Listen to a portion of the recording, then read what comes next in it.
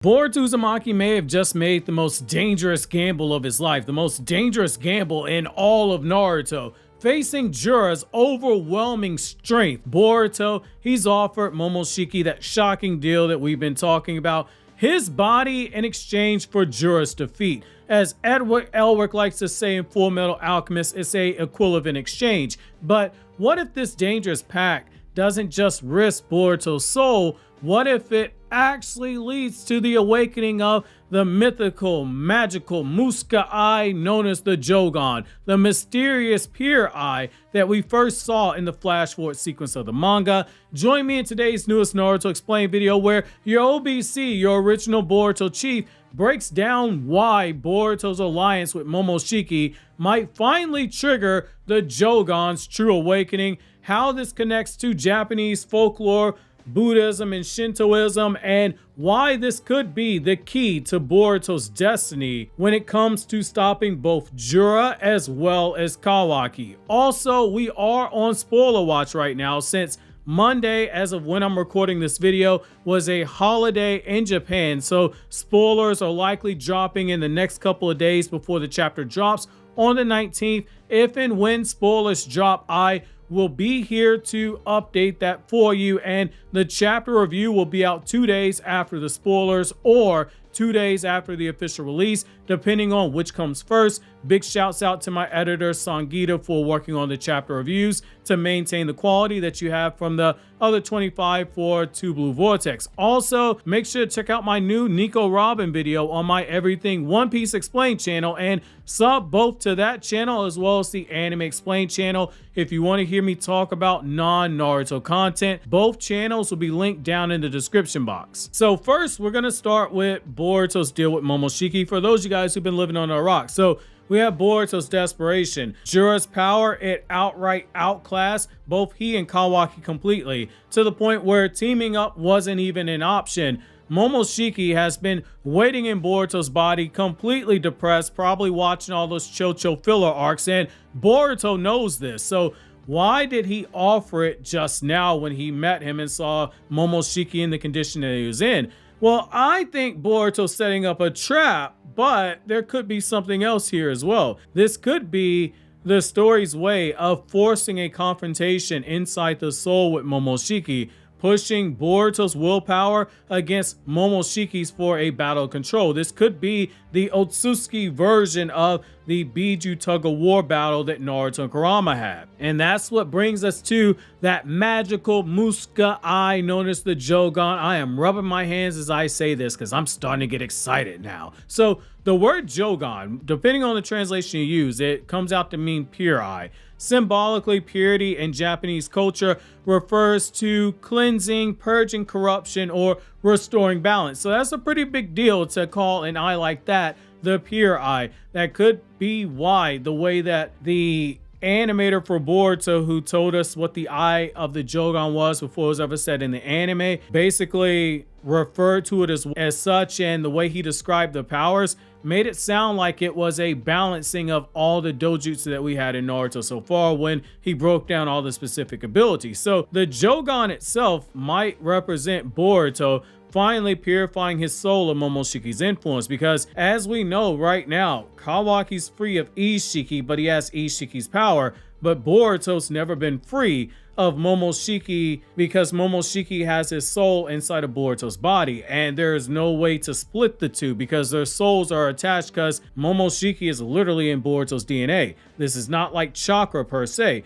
So he can't outright destroy him, but containing him in a single eye, that might be an option that goes back to purity. So this would make Momoshiki's power accessible without Boruto losing control, a mirror to Naruto eventually mastering Kurama's chakra. Visually, Kawaki slashing Boruto's eye may have been that catalyst, opening the vessel through pain and sacrifice, which, if you really want to get into some darker stuff, if you get into Japanese sacrifice stories, Kawaki doing that to Boruto's eye, that does line up. I'm not gonna say that here because I would have to show the pictures, and if I show the pictures, I'm going to get age restricted on YouTube because this is graphic stuff. So this is also an inverse to the Momotaro Peach Boy folktale, because As you guys know, that is what Momoshiki was inspired by when Kishimoto came up with the character, and he's been in inverse like all the other Otsutsuki from Kaguya all the way down to Urashiki. So in the Momotaro Peach Boy story, a boy, he emerges from a peach,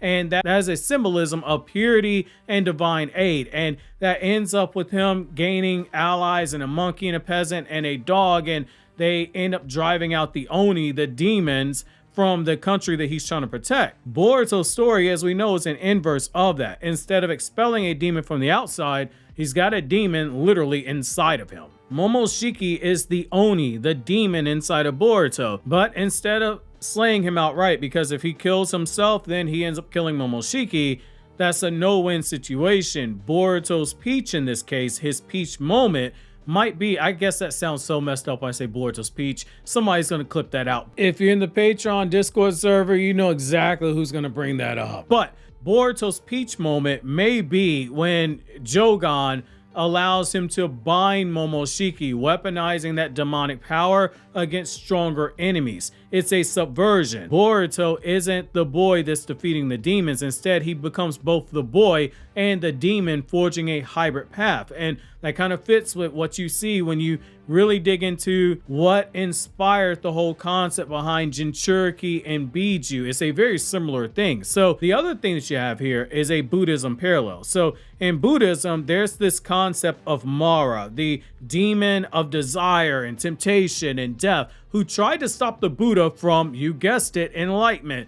Boruto's struggle with Momoshiki, in a way, it mirrors this. So Momoshiki in part 1, he was constantly whispering and gaslighting and putting temptations and schemes and threats and making all types of ways to drive Boruto into despair towards the end of part 1. It's one of the more enjoyable things I liked about Momoshiki. It raised his character for me personally, but in part 2, he's been completely quiet. That's because, yes, he's in a depression state, but at the same time, this could also be the story setting the stage for Momoshiki to be purified, because that's in line with that. When you get into how the monks do their purification rituals, when you get into a lot of those stories, the demon is quiet before the demon makes one last stand. This could be, again, a mirror to that. Now, awakening the Jogan could symbolize Boruto reaching a state of enlightenment, mastering his own inner demon rather than being consumed by it, the same way that the Buddha would meditate in order to reach enlightenment. So,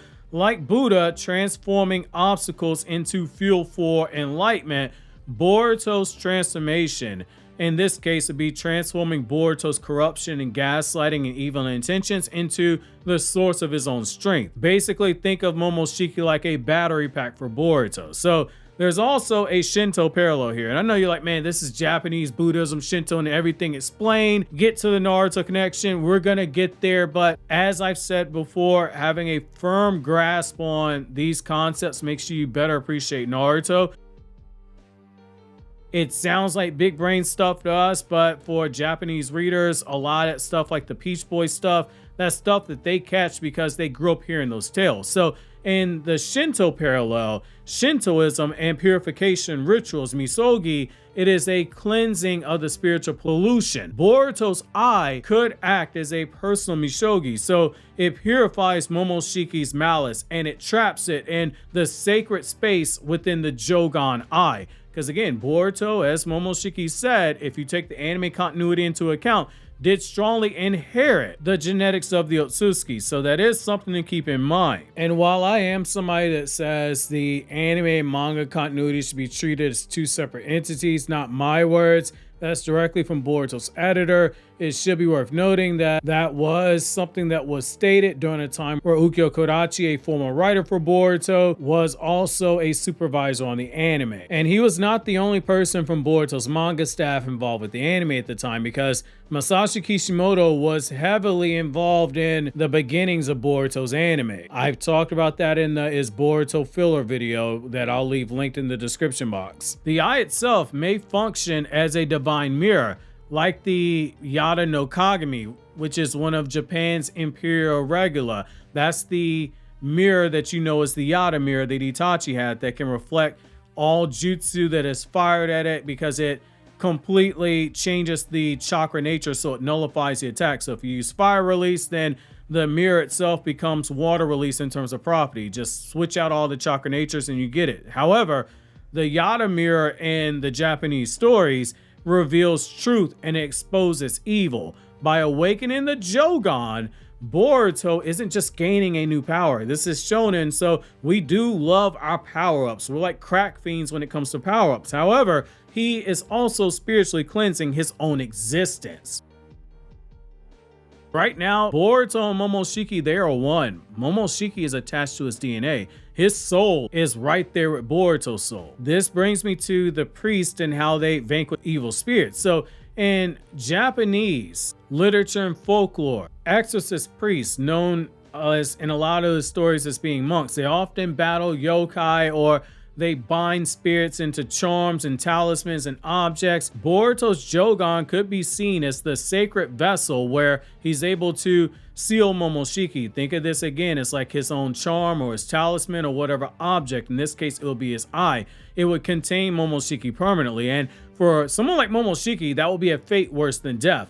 This reflects Boruto not just as a warrior, but also as a priest-like figure who restores balance between humanity and the divine, because he's battling a creature that is the byproduct of the divine tree. And it would have Boruto thematically walking a similar but different path of the Sage's Six Paths. Now, in terms of the old goody-goody battle shonen boom boom bam bam, this also could be a power-up for Jura and Kawaki to have to deal with when it comes to Boruto. So by binding Momoshiki from within his Jogan, Boruto, he would gain access to the full Otsutsuki powers without any risk of possession. Most importantly, it sets the stage for Boruto's destined battle with Kawaki after Jura is defeated. The flash forward sequence shows Boruto is already in possession of that Jogan. Kawaki is completely shocked when Boruto displays it. He has these shock signals and he's got some rather interesting lettering around him when that happened. This was not something that Kawaki expected to see. This could mean that Boruto's victory over Momoshiki, it may be a turning point that ensures he's ready for that fight. That's if you want to put your stocks into the Jogan being a possibility. Before, it wasn't something that I seriously considered, but looking at how Momoshiki behaved, I'm starting to get on Jogan watch right now. I went from thinking it was probably a 15% possibility, and now I'm at that 33% range. And 33% for betting market odds, that's not a bad percentage. It's not over half, but it is something. If you hit on the bet, you're going to be a rather rich person. So I said to say this, what looks like it could be surrender in the eyes of Momoshiki with Boruto saying, "I'll give you my body," it could secretly end up being the very act that grants Boruto the purest, most powerful form of all those dojutsu, the pure eye itself. And it would be very poetic because Momoshiki had been in seeking of Boruto's body and control, and now he's the one controlled, he's the one contained. Boruto's gamble with Momoshiki, it may look like reckless depression and desperation, but it could be the final step towards awakening that Jogan eye. By transforming Momoshiki's corruption into his own weapon, Boruto could embody the ultimate fusion of a human with those strong Otsutsuki genetics, as well as the divine power that he's forcibly taken from Momoshiki, and that hybrid fusion could make a new eye, that Jogan eye. He could be a true heir of both the shinobi and the Otsutsuki, and if that's the case, Jura isn't the real test, it's really Kawaki, because it goes back to the overall theme of Boruto. Where does science fit in this world of shinobi? Kawaki is a cyborg. Kawaki is basically using alien technology in the form of the Koma seal to use that power. Boruto's upholding the shinobi values. The Jogan, it might be what Boruto's need. It may be the eye that determines the future of the entire shinobi world. Obviously, if you enjoyed this video, consider subscribing and clicking here on the left to check out more Naruto Explained videos, or click here on the right to check out videos from my other two anime channels where I talk about non-Naruto content.